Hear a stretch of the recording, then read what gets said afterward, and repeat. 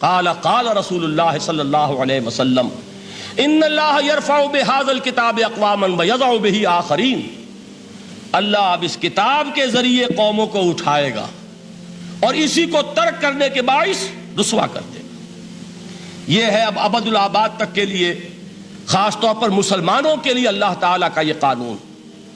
اس کتاب کو لے کر اٹھیں گے سربلند ہوں گے، اس کتاب کو پیٹھ دکھائیں گے ذلیل کر دیے جائیں گے۔ یہ گویا کہ اب امت مسلمہ کی قسمت جو ہے وہ تلے گی اس کتاب کی میزان میں، اسی میں طے ہوگا کہ ان کے لیے عروج ہو یا زوال ہو۔ اسی کو وہ جواب شکوہ میں علامہ اقبال نے سادہ ترین الفاظ میں کہا تھا، وہ زمانے میں معزز تھے مسلمان ہو کر اور تم خار ہوئے تاریک قرآن ہو کر۔ فارسی میں اسی کو مفہوم کو جو ادا کیا ہے جس خوبصورتی سے، اس کا تو جواب نہیں ہے کہ اے مسلمان خار از مہجوری قرآن شدی، تم جو ذلیل و خار ہو گئے ہو دنیا میں۔ ایک سوال شاعر نے کبھی کیا تھا نا، بڑا پیارا سوال تھا، ہے آج کیوں ذلیل کہ کل تک نہ تھی پسند گستاخی فرشتہ ہماری جناب میں۔ بڑا پیارا سوال ہے، جواب علامہ اقبال دے رہے ہیں، خار از مہجوری قرآن شدی، قرآن سے لا تعلق ہونے کی بنیاد پر تم ذلیل و رسوا ہوئے ہو۔ شکوہ سنجے گردش دوراں شدی، گردش دوراں اور گردش فلک اور فلک ناہنجار اور فلک کج رفتار، اس کو خامخواہ گالیاں دے رہے ہو، اس کا خامخواہ شکوہ کر رہے ہو، شکایت کر رہے ہو۔ یہ تو ہے باد صبائی ہما آوردہ تست، یہ تمہارے اپنے کرتوتوں کا کی سزا ہے جو تمہیں مل رہی ہے۔ تم نے قرآن کو پیٹھ دکھائی، تم ذلیل و رسوا کر دیے۔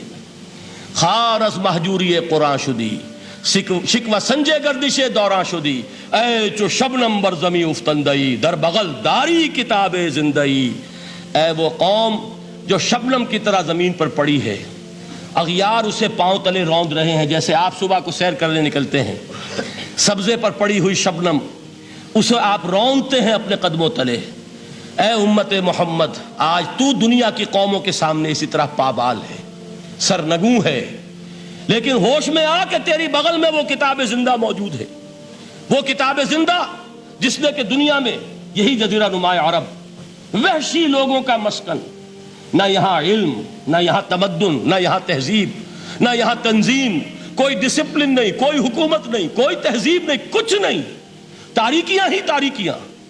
یہی کتاب تھی جس نے اسے منور کیا، یہی کتاب تھی جس نے دنیا کا امام بنایا، یہی کتاب تھی جس نے دنیا کا معلم بنایا، یہ کتاب تھی جس نے نئے نئے علوم ایجاد کرنے سکھائے، یہ کتاب تھی جس کی بدولت یہی عرب تھے جنہوں نے یونان کے فلسفے اور سائنس کو جو مر چکے تھے انہیں زندہ کیا، ان میں نئی چیزوں کا اضافہ کیا اور اسپین کی یونیورسٹیوں کے ذریعے سے یورپ تک دوبارہ پہنچا دیا۔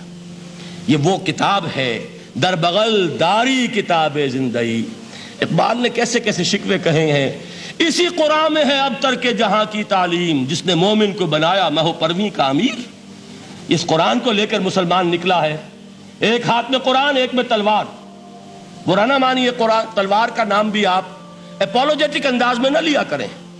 انقلاب کی تکمیل تلوار سے ہوتی ہے، انقلاب کی تمہید کسی کتاب سے ہوتی ہے، اچھی طرح جان لیجیے۔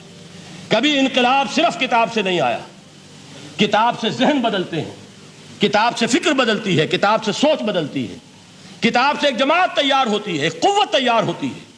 وہ 313 جو میدان بدر میں تھے وہ قرآن کا اعجاز کا ظہور تھے، لیکن ان کے ہاتھوں میں تلوار آئی ہے۔ ہم اسے ڈینائی نہیں کریں گے کہ در حقیقت انقلاب محمدی کی تکمیل میں یقیناً تلوار کا حصہ، لیکن یہ تلوار ہاتھ میں لینے والے آتے کہاں سے اگر قرآن کے ذریعے سے محمد الرسول اللہ نے وہ جماعت تیار نہ کی ہوتی، وہ کام کیا ہے۔ یتلو علیہم آیاتہ ویزکیہم ویعلمہم الکتاب والحکمہ، وہ سارا عمل قرآن کے گرد گھوم رہا ہے جس سے وہ جماعت تیار ہوئی۔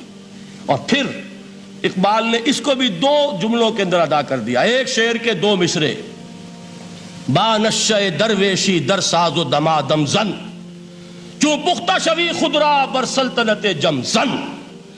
پہلے ہے وہ نشہ درویشی، وہ فقر، وہ صحابہ کرام کے وہ راتوں کو اللہ کے سامنے کھڑے رہنا، وہ تزکیہ نفس، وہ موعظہ قرآنی، وہ تزکیہ جو قرآن کے ذریعے سے ہو رہا تھا 13 برس تک ہوا۔ اب جب ایک جماعت تیار ہو گئی، ایک قوت وجود میں آئی، تو اب اس قوت کو محمد رسول اللہ نے باطل کے نظام پر دے مارا، ٹکرایا، بانش درویشی در ساز و دمادم زن، چون پختہ شوی خدرا بر سلطنت جم سن. تبھی وہ انقلاب آیا، جاء الحق وزہق الباطل ان الباطل کان زہوقا. تو اللہ تعالی اس کتاب کو اب میزان بنا چکے ہیں. وبالحق انزلناہ وبالحق نزل، یہ قرآن حق کے ساتھ نازل ہوا ہے، فیصلہ کن کتاب ہے. انہ لقول فصل وما هو بالحزل، یہ قول فصل ہے، حزل نہیں ہے، کسی شاعر کی شاعری نہیں ہے کہ آپ نے تحسین کی تو کیا اور نہ کی تو کیا. یہ کتاب وہ ہے کہ اگر مانو گے تو مہو پرویں کا امیر بنو گے، اور اگر اس کو پیٹھ دکھائے رکھو گے جیسے